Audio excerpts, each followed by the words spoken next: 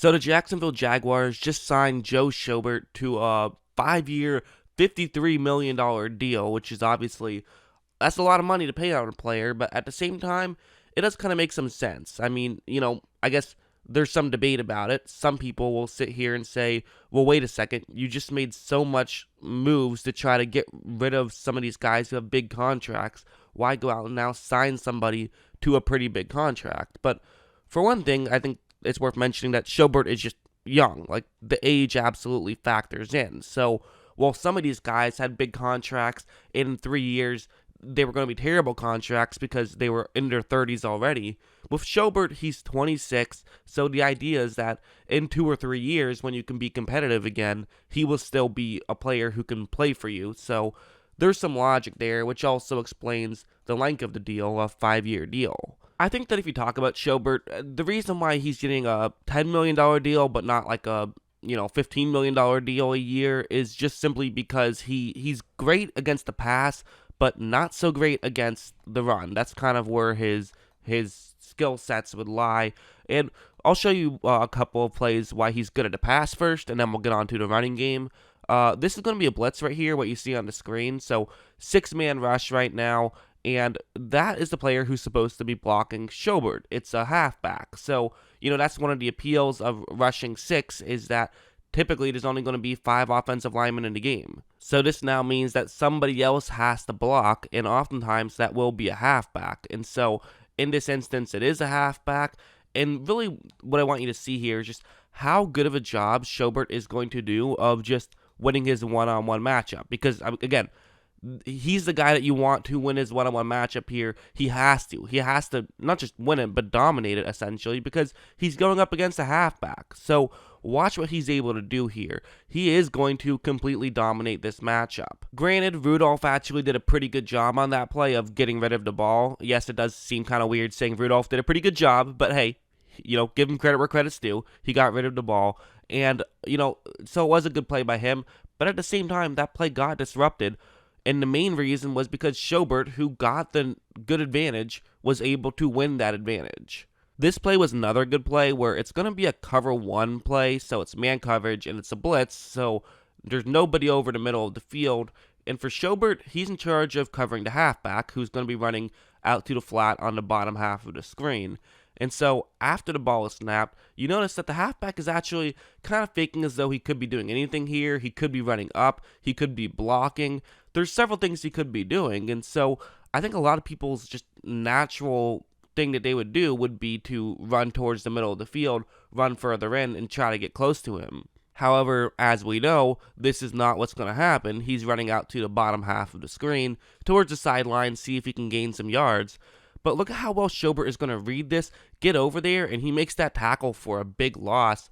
At least it would have been a big loss. The ball was actually dropped. But if it was caught, it would have been a big loss. And he disrupted the play, so it was no yards anyways. So definitely a great play by Schobert, and a good read by him too. Yes, the athleticism to get over there is good, but he also realized what was going on and was able to make a play that way, which is definitely very crucial. We'll also show this play. This was probably my favorite play of the season, maybe of the season, but definitely one of them. What's going to happen is that it's a cover 2 zone, and for Schobert, very simple, covering the middle of the field. There's not really much you have to think about in zone coverage. You just cover where you are in your zone. But that's actually not true. There's lots of ways you can try to fool people in zone coverage. This is one of them. They're going to have a Pittsburgh Steeler run deep, kind of past Schobert like that. And then they're going to have another player run underneath him. So for Schobert, it's kind of you can't really do anything here, because if you stay too far deep, well, then they can just throw it underneath. And if you stay too far closer to the line of scrimmage, well, then the ball can get thrown over you, and this can be a first down. So you're kind of damned if you do, damned if you don't right here. And so for Schobert, what's going to happen is that right after the ball is snapped, he does notice what's going on with that player in front of him, but he also sees that, as he runs up closer towards the sideline, now he has another Cleveland Browns teammate who can run over, and he can make sure that he's covering up that Pittsburgh player. So now for Schobert, he can then decide to look over and see the Pittsburgh player who's going to be running past him. And, as a football player, you can sometimes have an idea of how route concepts work and why there might be someone running underneath you in zone coverage, because maybe somebody is going to be running deeper than you as well.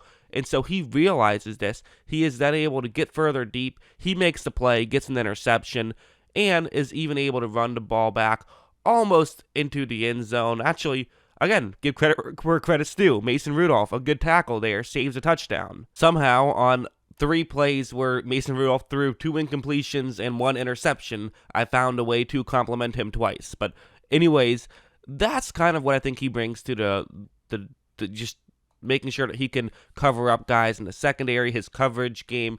That's what I think he can do, is he can definitely help out his defenders who are deep by just playing well in the middle of the field. I also think that he can, run sideline to sideline to make tackles in that regard. I think that he's a pretty good player and a really good player when it comes to the passing game and, even in rushing the passer, which is something that a lot of people don't really talk about when it comes to inside linebackers, but he is somebody who can absolutely rush the passer, and that is something that matters. I mean, it absolutely does. He's maybe not the best tackler, but he can put himself in position to make some tackles, which, sometimes that even makes you look like a worse tackler because you're putting yourselves in positions that other guys wouldn't even have put themselves into. But I do think that he is definitely a very good player. And I also think that, even though I've mentioned a couple of times he's not the best in the running game, I don't think he's atrocious in the running game either. I think that that's kind of getting a bit overblown. Like take a look at this play, for example. It's going to be a double team right there with an interior lineman, and then what's going to happen is a player gets off the double team, runs over to block Schobert. That's the way this play is designed to work. And one thing you'll notice right after the ball is snapped is that this is actually a pretty decent situation for Cleveland just because of how far over the right tackle had to move to finish off this double team. And now for Schobert, he has something he can work with here. This is definitely a situation where if he can sort of get around the tackle, he could potentially try to make a tackle. And watch how he's able to just sort of bounce off like that, gets around a tackle, and then is able to run over and, again, make the play. He brings down the halfback Tevin Coleman. Just a really good play by him, I thought. Yes, a pretty good situation that happened, but that's football. You got to take advantage of those situations. So that's kind of why I like him. I think that he's definitely a good player, somebody you want on your team, and I actually think the contract is a bit he's a bit undervalued, perhaps. It's a little surprising that a better team didn't offer him a similar contract, but maybe they did, and he just said, I'm going to take the highest contract possible, and that's what Jacksonville did, was they gave him the most money, which could be true.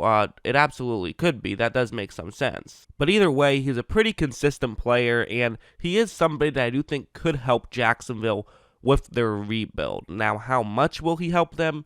It's hard to say exactly. I do think he's a very good player. I don't think he's like an elite player by any means, and without a doubt, I mean, this decision will not make or break Jacksonville. They're going to have to draft well. That's just going to be the number one thing. They're going to have to get good players through the draft. But you know what? If this decision works out, well then, hey, you have a good player on a pretty reasonable contract, which is definitely a good thing. And of course, there's value in getting this deal done now, too. That's another thing that should be mentioned is you get a deal like this done now, well, now you're paying him $10 million a year. But if you wait 3 years until you're competitive, and then you sign a deal to an equal player to Joe Schobert, well, then he's going to ask for like $13, $14 million a year. So you're kind of just investing in a sense. You're trying to buy low and hopefully not even sell high, but just then have a good player. That's the idea.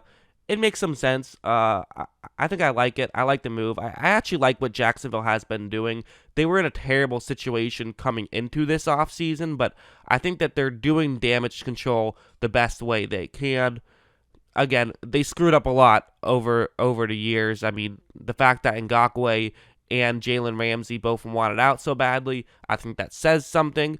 But at the same time, I mean, let's just judge them on this offseason, I suppose. In this offseason, I think they're trying to fix things as best as they can. But that's just my opinion. What do you guys think about just the move in general, but also about the Jaguars in general? I find it to be a very interesting topic. So definitely let me know. And of course, as always, thanks for watching.